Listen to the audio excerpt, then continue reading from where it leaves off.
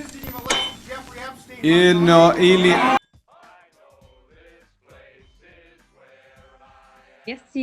hi everybody. It's a pleasure to be able to talk to all of you. I'm now in Brussels, and I've been on the road now for a couple of days. There's a great video at the end. There really is. Do you want to know what it is? The Matrix is everywhere. It is all around us. Even now, in this very room. What? You can see it when you look out your window or when you turn on your television.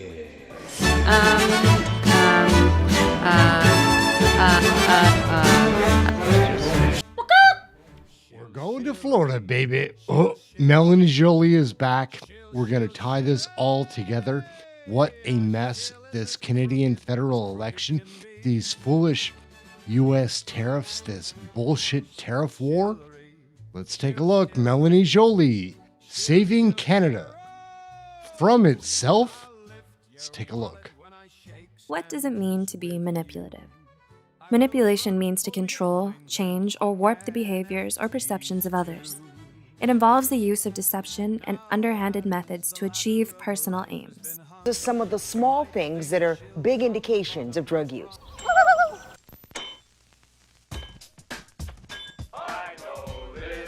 All of us go to Florida. We don't. Oh yeah, baby, let's go to Florida, gang. Everyone has an opinion about Canadian federal politics. Oh, yeah. I'd like to just begin on the tariff conversation before we get into defense. You've been at it for a long while. You were spared from the sort of tariff unveil yesterday. However, you have now retaliated. I'd like to just talk to you about your approach and how to deal with Donald Trump and these tariffs. Well, let's be very honest. Let's be clear. Tariffs are taxes on Americans. Let's not just be honest. Let's be very honest. Melanie Joly, we see right through you. 1. They instill self-doubt in others.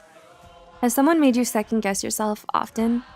It also counts as a manipulative behavior. Let's be very honest. Let's be clear. Tariffs are taxes on Americans. So I think this will affect their wallets. This will affect their capacity of having access to great opportunities and better lives for their kids. Why? Because fundamentally, when you look at it, when the U.S. imposes tariffs on countries, well, of course we retaliate like we did. At this point, we're more than $60 billion worth of retaliation on American goods. And we know that Canada is the biggest client of the U.S. We buy more from the U.S. and from American businesses, and particularly small and medium-sized businesses, than France, the U.K., China, and Japan combined.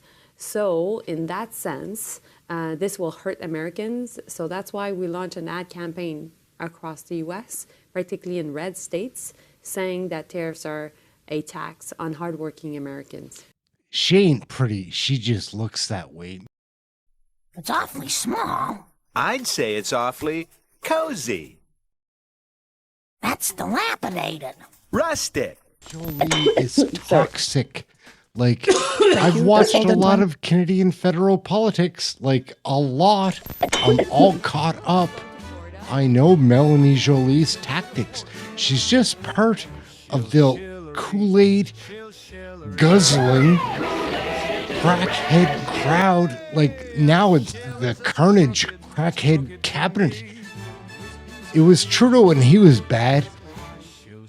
We can't keep going in this direction anyways. I know, I've watched too much. She's such a manipulator. Let's continue to watch. Go to Florida, baby. They take advantage of kindness. But since the sort of reveal of these tariffs, are you making any progress? Are the negotiations live right now? Well, we're right now in an electoral campaign back home. So the Prime Minister and the President agreed that they would be talking after the election.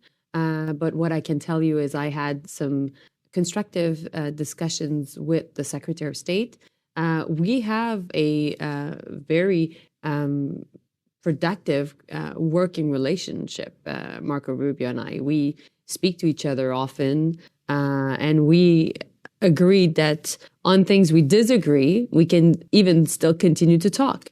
Because our strategy is clear. We're putting maximum pressure on the Trump administration to pull back on any form of tariffs. We are at this point under many tariffs, so on steel and aluminum, on auto, and on part of our economy as well. And at the same time, my job as the head of diplomacy in Canada is to make sure ultimately that we find off-ramps. Yeah.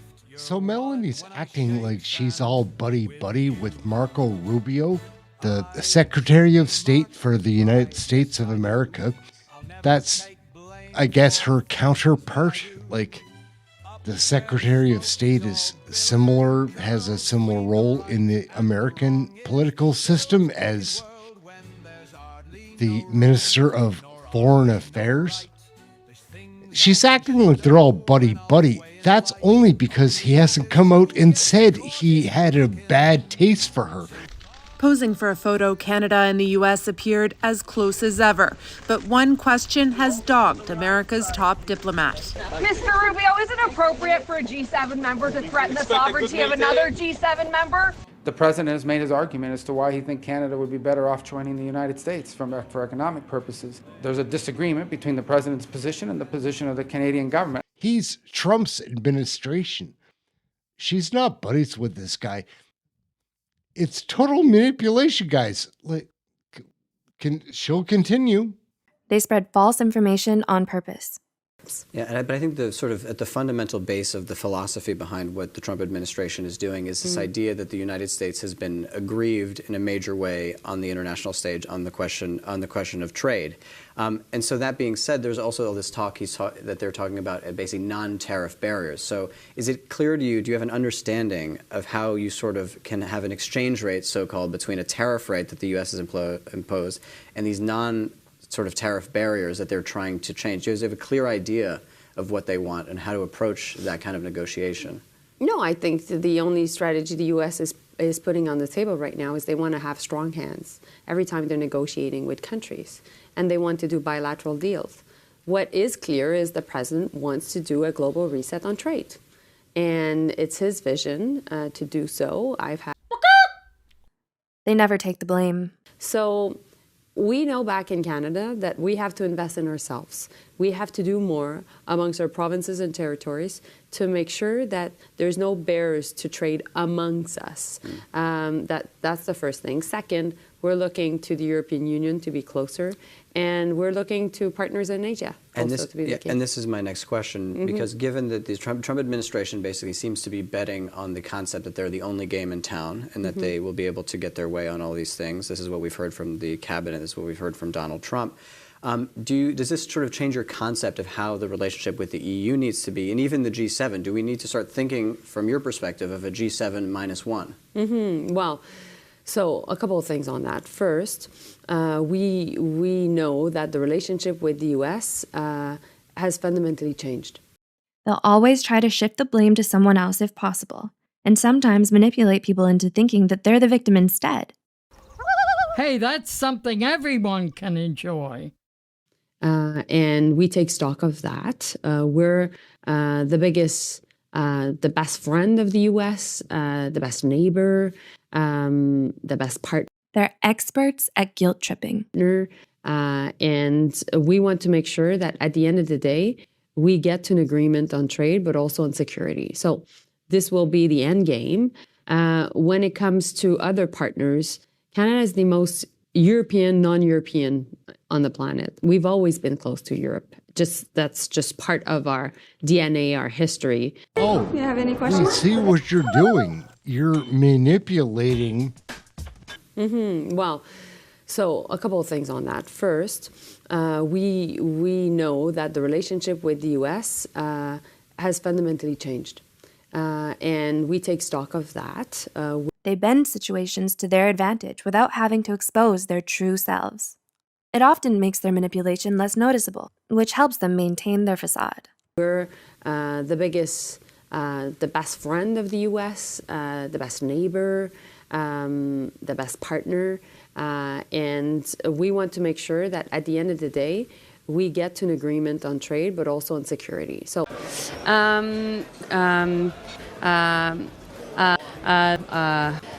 just let's go back. This will be the end game.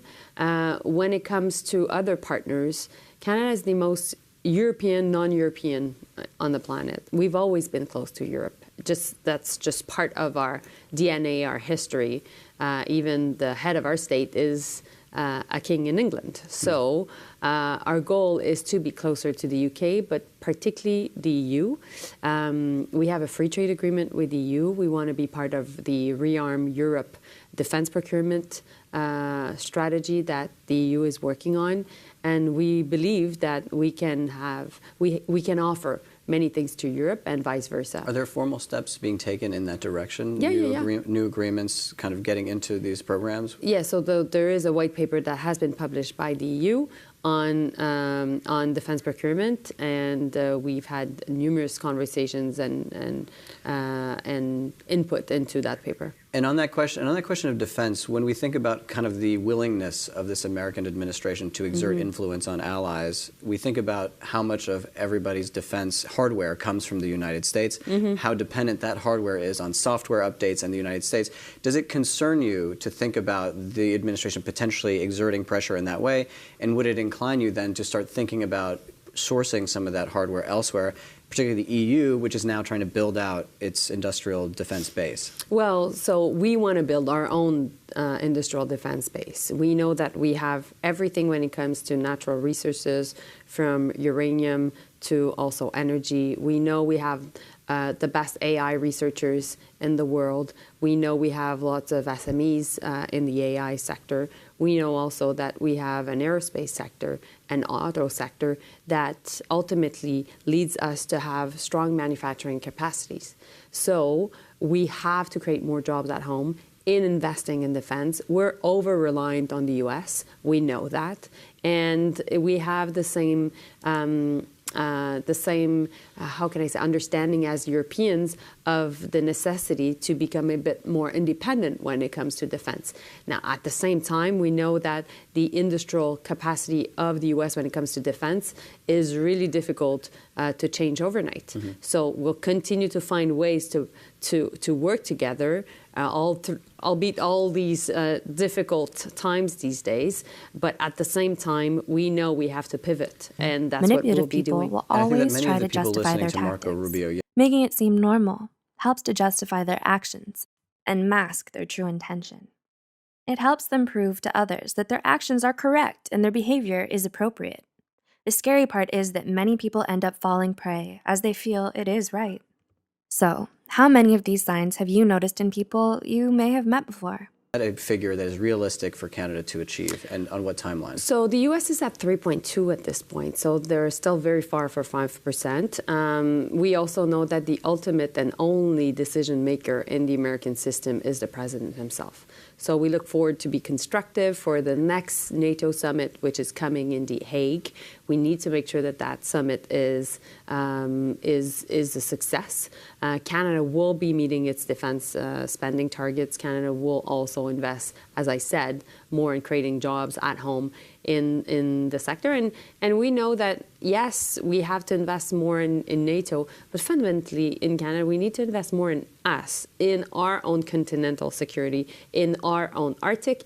And also we've been saying, and I've been saying at the table of NATO now for 3.5 years, we need to concentrate on what's going on in the Indo-Pacific and in China, with China's involvement across the Indo-Pacific. That's really, really important. And many of our European friends see Russia as a threat. We see Russia as a threat as well. At the same time, Russia is working with China in the Arctic, so we have to take stock of that. And also China is extremely, its behavior is extremely preoccupying in the Indo-Pacific, and Europeans need to take stock of that. And you've just spent 24 hours basically with the Secretary of State, Marco Rubio, here in Brussels. Can you just give us a picture of what those conversations contained and what you took away from them? So when speaking with Secretary Rubio, we talk about just our political reality at home.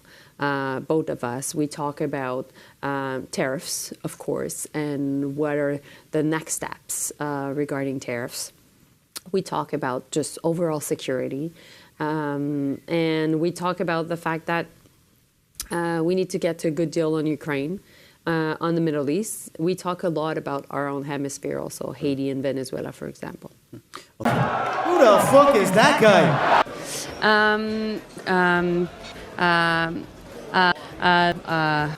Just let's go back.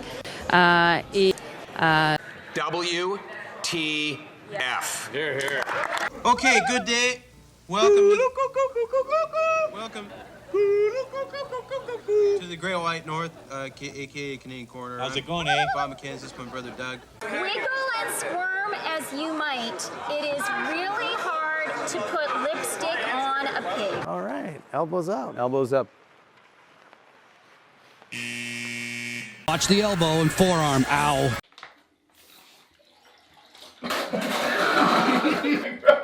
Let's go. How many kids did you molest with Jeffrey Epstein?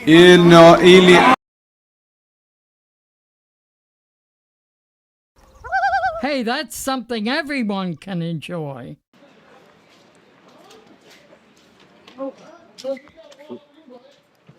like it's a free registration, but like it was just registration a while ago, right? So, but I just So I guess this is where the Prime Minister's going to be too, right? I'm not too sure, but Team Joanne volunteer. the event's not underway. You know where Joanne is too? The event's not underway yet, guys. Okay, I'm just a volunteer. I'm not too sure. Yeah. Well, we're looking for anyone that's all right you can speak to? Yeah. When the event's open, I'm sure like there's gonna be someone who can help, right? Like that door shouldn't have been unlocked, right? We'd like to talk to her. Okay. She's Minister Fisher's, right? She was. Still is, I think. Yeah, still is. Yeah, good news. So that's we'd like to talk to her. Well, I know you know. Yeah, but don't know the door. This is invite only, so if you're not on the list, you guys have to step outside. And trying to register. It's invite only, so you're not invited, so you have to step outside, unfortunately. The event, We voted then. the event hasn't started yet either, right? We passed our vote. It's just really We're looking to talk to the minister. We went up for campaign office. She wasn't there. We got calls. She's not there, so we'd like to. Talk to her. We got a couple hours till the event starts, guys. Okay. I can't arrange that. You can. It's super duper early right now, right? You give us a number to talk to her. You know. I have a campaign office number too. Yeah. Like the event starts in 2 hours, guys. If you are signed up, fantastic. Otherwise, like unfortunately, like registration is full. There's beer on the paper? No time and in the name. Sorry to say. Put a name there. Yeah, sorry to say I can't do that. Right? Well, Do that. I Well, hand the paper over, we can do it. One of us can do it. I think we really want to talk to the Prime Minister or Minister of Fisheries. I really did. And I think you or you should go back to somebody to send the message that we've been waiting since yesterday evening to talk to her. And this is an important Wait issue. before that. If it wasn't an important issue, we wouldn't have came in all the way from 5 hours there to talk to the minister. And we're not going to be unreasonable to the minister. We just want, we want a response from the minister. Yeah. And you're a volunteer for Joanne? You don't ever know? I'm a volunteer with the party, but I'm not a Joanne's volunteer. I just came back. It's just Team Joanne here. Yeah, because it's the only Yeah, guy who's that they the have. head volunteer? Bring him in. You might have a number. Well, we're not open yet, right? Like that's the thing. Like we're not like that's it. Like Is there a court? you know, of course, but we're not open yet, right? That's the thing. So like no one's prepared yet, The door's unlocked. right? We can just Well, the door There's an was awful lot of people in perhaps the it was door. even closed fully, right? But all we need is some communication from the minister's office. That's all we want. And I think there's people in there, I guarantee you, that can relay the message that we need to talk to the minister. Especially the one with the badge on there now, right? Show respect, Richard. Yeah. I can tell you right now that she's certainly not starting off on a very good footing there. Oh, what? Okay.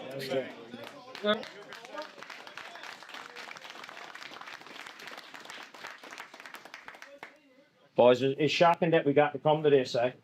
And every time when we want something done, they tell us to be peaceful, right? They tell us to be peaceful, peaceful. Well, we tried that and we were put off yesterday and the day before. We were put off and put off and put off.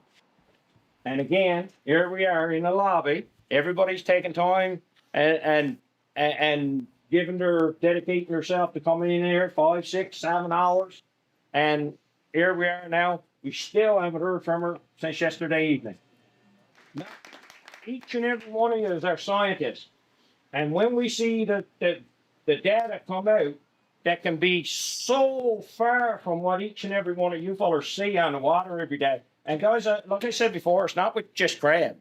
It is a crab issue right now. What we've been saying for years is that your science is not working. Your science is not working.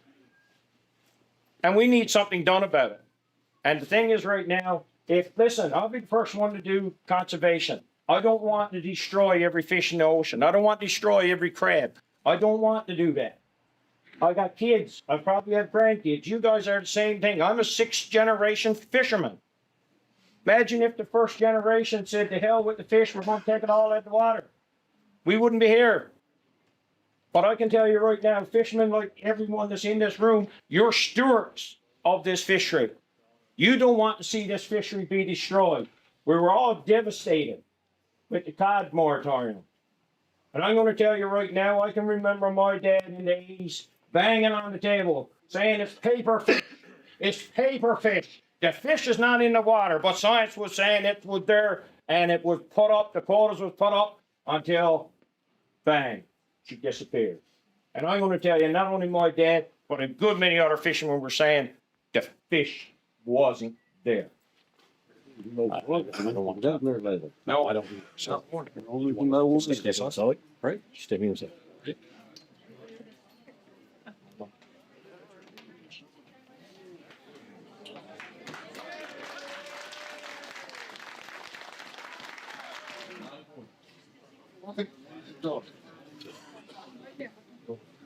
Right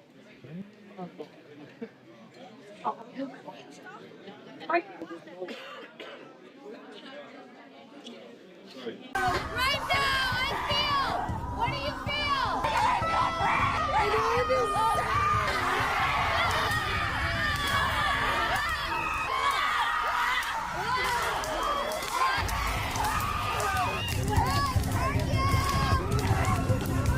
Give it to them. What are they trying to take?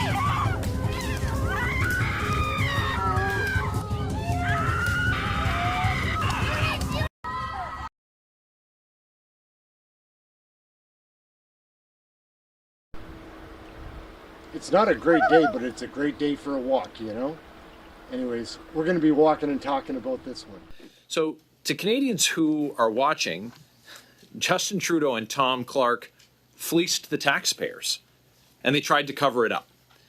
So, Minister, do you think it's appropriate for Justin Trudeau to have awarded his media pal, Tom Clark, with such a flagrant waste of tax dollars, especially during this cost of living crisis that we're facing? Did you personally, Minister, become involved in the process to cover up for Justin Trudeau's close friend, Tom Clark? Yes or no? But you spoke in your opening statement about how security is at a pivotal moment in the history of Canada, in the history of the world, and yet there is so much that you don't know. I'm here to tell you today, Canadians expect you to know.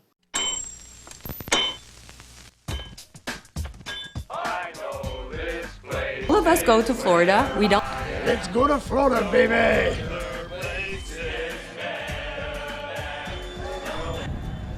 Hey gang, what's up? Just Aaron right here, Canadian Looney. We have a treat.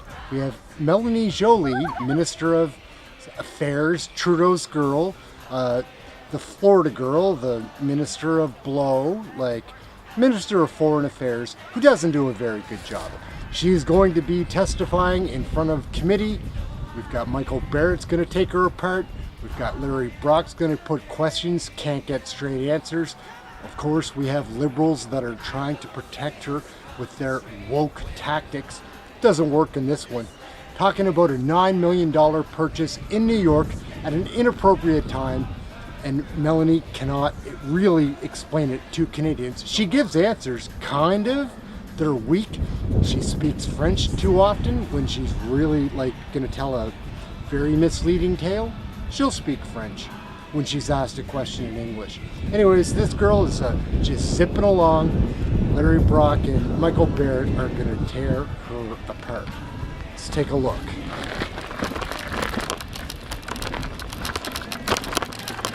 I'll show you. It's right over here.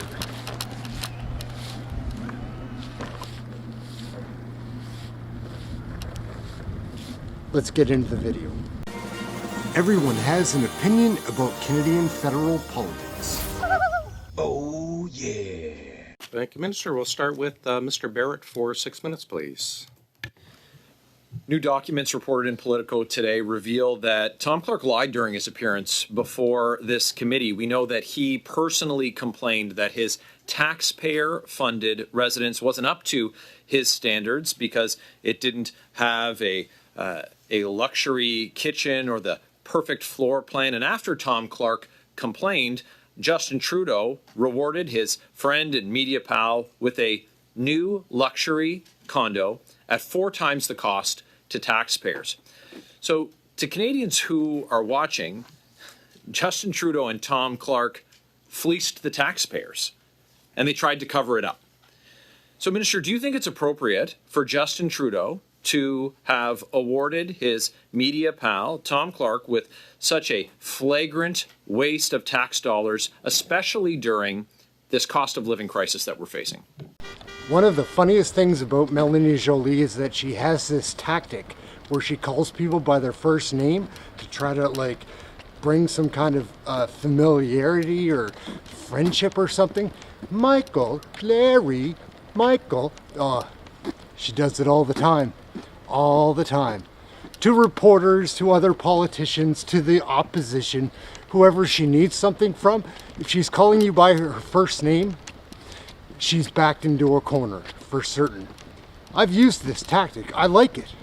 But I don't like seeing Melanie Joly use it. It's a good move, though. So, before you interrupt me, because I know, Michael, that's a strategy you use, I really think that there are 3 things. First, I think that, Canadians are getting good value for money because there will be $7 million in Canadian taxpayers' savings. Second, the process was respected at all times. And thirdly, I profoundly believe that more than ever, as the American people are going through an important election today, we need to invest in our presence in the U.S. So I really hope, Michael, that you agree with me, because I know your riding is next to the U.S. and you have 2 bridges that permit fantastic workers going through it, truck drivers exporting and importing millions of dollars That was sufficient every time day for you to not answer the between question, Canada Minister. and U.S. So I've answered your question. Is it common for your department to spend nearly $10 million on luxury condos without you personally approving? So first and foremost, to answer your question, this was not a political decision because it was an operational decision. And you had numerous people, officials of mine, that came to see you and said that. So these are the facts, and I really hope that you can... When did you approve the $9 million this is again luxury the strategy condo that Michael uses, which is to interrupt Tom Clark? Michael, can you just stop? I'll just finish. So, I promise it won't be long. I just want to finish my sentence. Point of order, Chair. Yep. Mr. Barrett? Okay. So, in spite of the minister's hostile response to my first question, she was afforded equal time to the amount of time that I posed the question, even though she didn't answer it. I asked a second question, and she was afforded equal amount of time to the length of the question, and she was able to do with that what she wished. Now, if the minister wants to interrupt me, that, of course, is not in order at this committee. So, Chair, could you please provide clarification to the minister that she will be afforded the same amount of time to respond as the amount of time that I posed the question? MP Michael Barrett from Ontario is pretty intense, eh? He goes at Joly really hard. Puts the questions right to this woman who doesn't seem to really be able to answer them directly. Always stuttering, stammering, and not giving a real answer to the question being asked. Michael Barrett, though, he's fun to watch. It has been the practice of this committee that it is the members' time. So if you wish to take 5 minutes for a question and provide 30 seconds for a response, that is your decision, Mr. Barrett, but it is the committee members' time. Go ahead, sir. First learn about the $9 million New York City condo on Billionaires Row for Justin Trudeau's media buddy, Tom Clark? What was the date?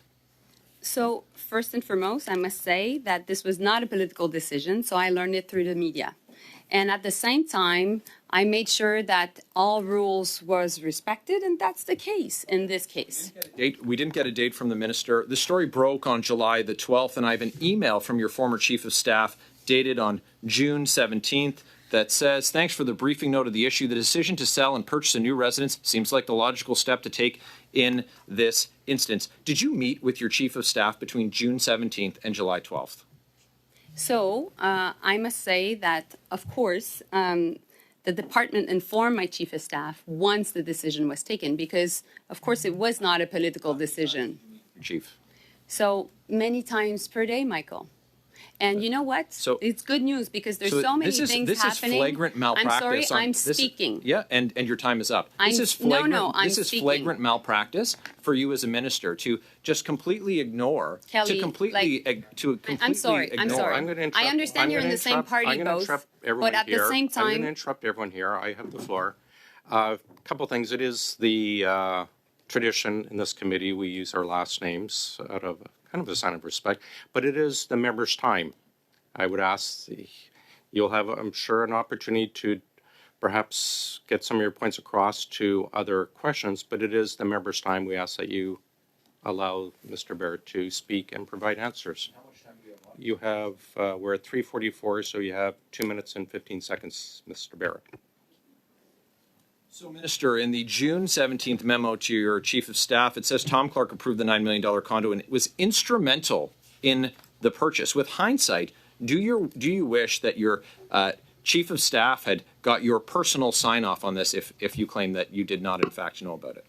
So, Michael, no. Why? Because you've already answered. You have already asked me the question, and I've already answered. So this was a decision that, according to Treasury Board rules, had to go through the department, and therefore no political These are Treasury Board involvement. rules that your government changed. Of course, you raised the limit just in time to, of course, buy this luxury condo for Justin Trudeau's buddy Tom I'm sorry, Clark. but that's false. Now, that was done in 2019.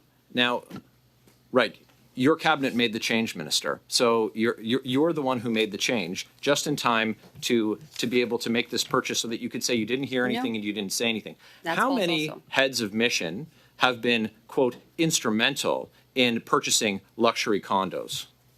So this is a decision that is always taken by the department.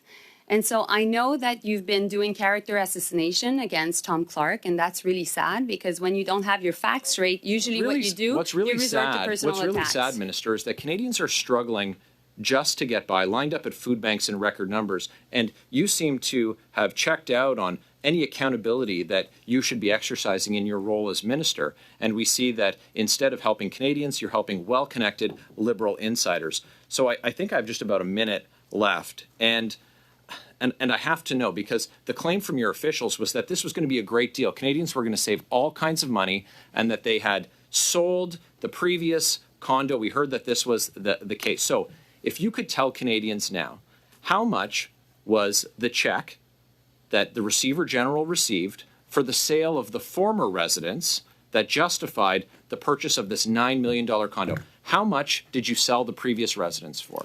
So we are convinced that we'll make sure that we have $7 million back for Canadian taxpayers because I think it is a good value for money transaction. It is a transaction that is actually Minister, well supported. Is that the check and I'm sorry, I'm still speaking. You haven't received a check. So, and you've spoken for a long time. It's not a question. It's actually a rant. I'm afraid we are out of time. Both Canadians are out of pocket millions. We've got Larry Brock's going to put questions, can't get straight answers. We'll go to Mr. Brock, please, for 5.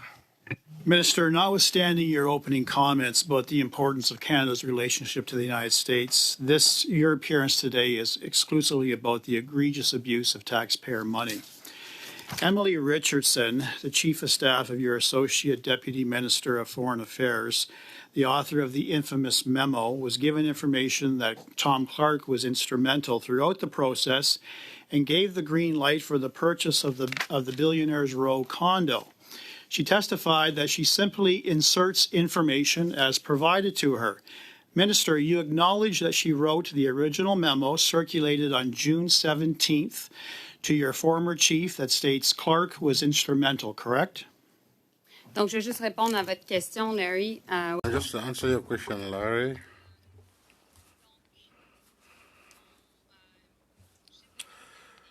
My chief of staff was informed once that his decision was made, and that's what was stated here.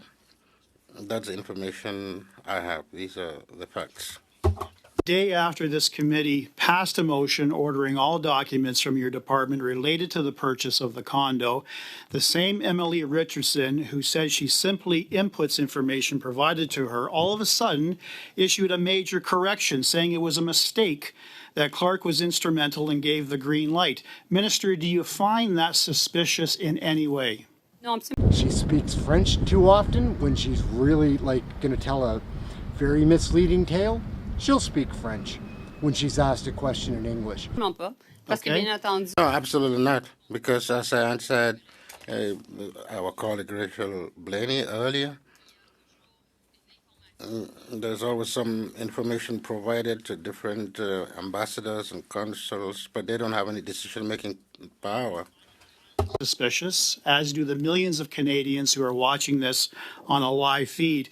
And now it's been confirmed that your staff, the ministry officials who've appeared here, and even Tom Clark himself, the buddy, the good friend of Justin Trudeau himself, was instrumental in starting the process of relocating Tom Clark to Billionaires Row condominium in Manhattan. It was simply unsuitable for him. It was important for him to have the full suite of Gaggenau appliances. It was important for him to have the $5,000 coffee machine. It was important for him to have the golf simulator, and your office provided that to him. Isn't that correct? Non, c'est faux, Larry. No, that's not true, Larry.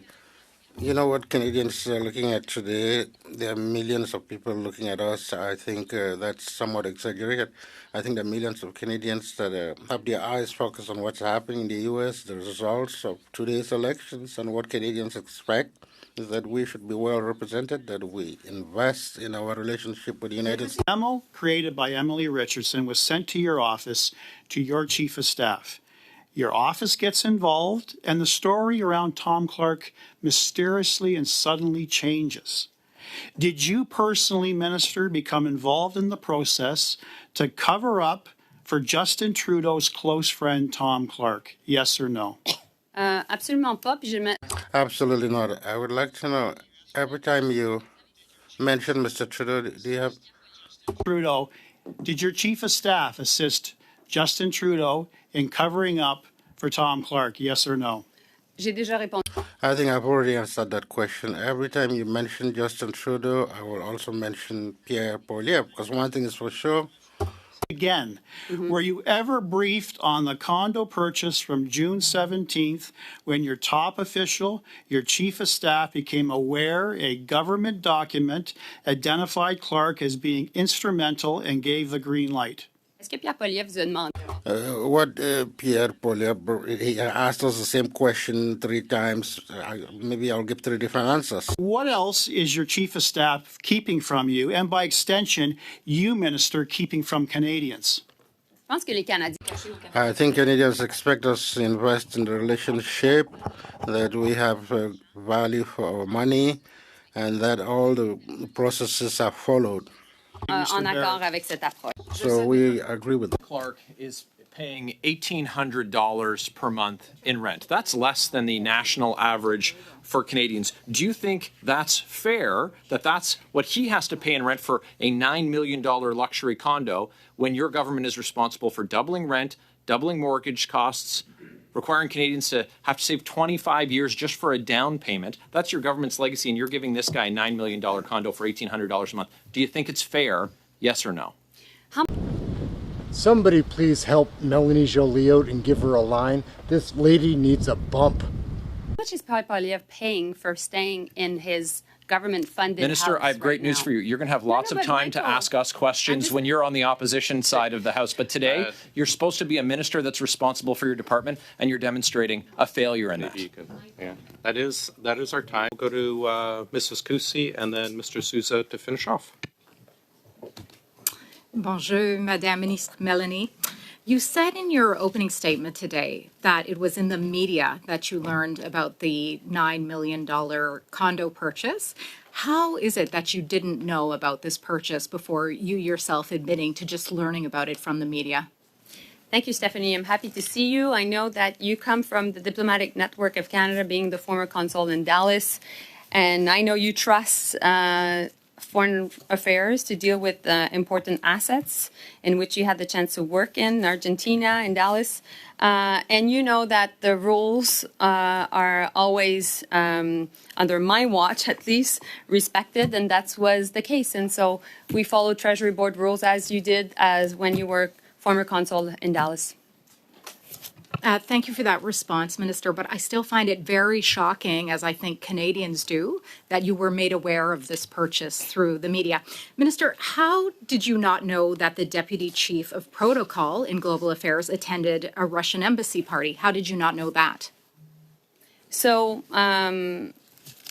that's a fair point, and I was not happy about my team not informing me. And I think I've said what I needed to say about that. Since then, my question to you is, why would the Conservative not support Ukraine in this decisive moment in the world while Ukrainians are fighting for their freedom, but also ours? And I know as a diplomat, you would know what that means. Well, I appreciate you bringing up Ukraine, because my next question to you, Melanie, was how did you not know that Canada accepted an invitation to send a patrol ship to Cuba while the Russian Navy was present? So I think your point about Ukraine is a very good lead-in to this question. How did you not know that? So this is a question you should ask to the Defense Department and my dear colleague who's doing a great job, Bill Blair. And he's the minister that will see the doubling and nearly tripling of the defense budget under his watch and under our watch as government, which the Conservative cut the Defense Department's budget 5 years in a row, and that's unfortunate. My point, Madam Minister Melanie, is that you have just indicated now 3 things that you did not know. You did not know that we had purchased a $9 million condo at a time when Canadians are suffering as a result of your government. You did not know that the Deputy Chief of Protocol for Global Affairs Canada attended a Russian embassy party. And you did not know that Canada accepted an invitation to send a patrol ship to Cuba while the Russian Navy was present, despite your comments about Ukraine. I'm very concerned about you, Minister Melanie, not knowing what is going on. And why are you so uninformed as to what goes on in your own department? Why do you not know? So these were not the answers I gave you. So of course, Stephanie, you can't, say and use the pre-written questions you had. Minister but said that you do not know. What I can tell you, what I know, is the investments in the U.S. is fundamental, which you would agree because you used to work as a diplomat in the U.S. as a trade commissioner, which I really thank you for your service to the country, because I think it was Minister, important. but I maintain the position that you did not know those 3 things. How did you find out about the Russian invasion of Ukraine? Did you know that? I think that not only did How did you find out about October 7th? How were you made aware of that? Did you know that? It's apparent. And now Melanie needs some backup guys, so you better send in some NDP Liberal MPs. I think, Yeah, go ahead, Ms. Blaney. Thank you, Chair. And I'm sure the member just doesn't notice, but she is yelling. And again, I just want to bring up concern for the interpreters. We've had this issue brought up before. If there are worries about the interpreter, they will contact the clerk to address it, so we don't need to do point of orders on those. Go ahead, Ms. Kusi, the time is yours for 1 minute, 10 seconds. Thank you, Mr. Chair. Fortunately, it is apparent that you do know there is an election in the United States today, as you indicated that in your opening statement. But you spoke in your opening statement about how security is at a pivotal moment in the history of Canada, in the history of the world. And yet there is so much that you don't know. I'm here to tell you today, Canadians expect you to know.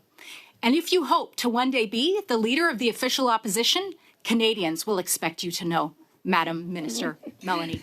A point of order. Mr. Chair, with my remaining time, I would like to answer. I'd like to. Okay, sorry. I have, sorry.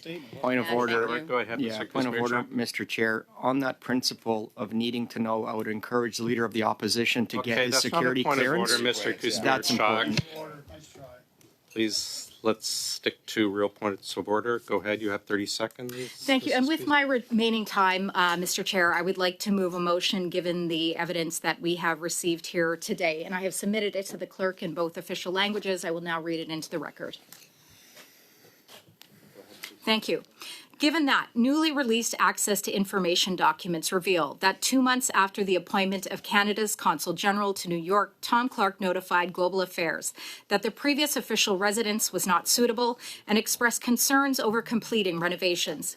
Given that this information contradicts his previous testimony before this committee on September 12, 2024, when he stated, "I had no role whatsoever in either deciding to sell the former residence or buying the new one," the committee called Tom Clark to testify for 2 hours within 21 days of this motion being adopted. Thank you very much, Mr. Chair. Thank you. I'll start a speaking order, but... So yeah, Melanie Joly certainly does need help. When these liberals come to aid her, they don't really seem to be capable of doing anything that relates to a patriotic Canadian. That's for certain. It's embarrassing to watch these things, guys. Can you believe the state of our country and the direction they're trying to push us? Lord Almighty, wasting our tax money and thinking they're entitled to do so. Investing in us? Why don't you let us keep the money? We'll invest it in ourselves. It'd be a lot safer that way.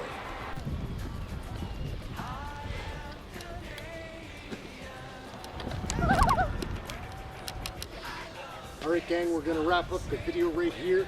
My name is Aaron, Canadian Looney. Like, share, subscribe, get notified. We have a blast here watching Canadian federal politics, learning all about it, trying to have some fun. It is tough. Thank you very much for watching this video. I hope you enjoyed watching Melanie Joly have a real tough time in committee. She always does, because she's a dishonest, lying, liberal cult member that drank too much Kool-Aid, railed too many bumps, and she's got to go. You can see it, wasting our tax dollars. Melanie, get a real job.